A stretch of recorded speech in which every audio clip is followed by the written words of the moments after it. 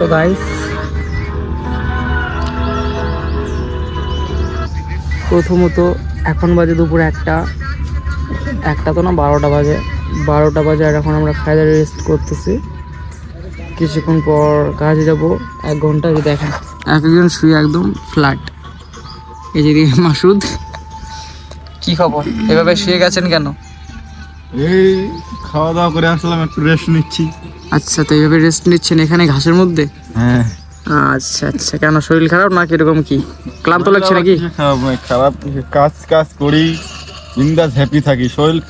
শরীর থাকার খারাপ বিষয়টা না আর কি।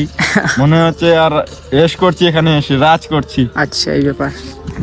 তো গাইস প্রথমত কি যে সারাদিন কাজ করে তো তাই ক্লান্ত বোধ লাগে, একটু খাওয়া দাওয়া করে। আমাদের বাঙালি তো একটা নিয়ম জানেন যে খাওয়া দাওয়া করলে কিন্তু রেস্ট না নিলে আমাদের খাবার নাকি হজম হয় না।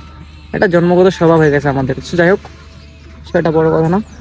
বড় কথা হচ্ছে এটা পুরো গার্ডেন, দেখতেছেন? এটা পুরো গার্ডেন। ওইদিকে লোকাল মামু, এদিকে গার্ডেন এটা।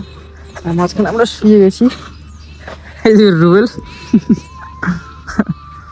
তো গাইস টাটা, হ্যাঁ একটু রেস্ট করি। রেস্টের মধ্যে একটা কন্টেন্ট তৈরি হয়ে গেল, সেই কন্টেন্ট এখন তোমাদের দেবো জাস্ট একটা প্রবাসী লাইফ, জাস্ট ফর বিদেশ লাইফ। গাইস লাইফটা কিন্তু সমান না, একদমই আলাদা।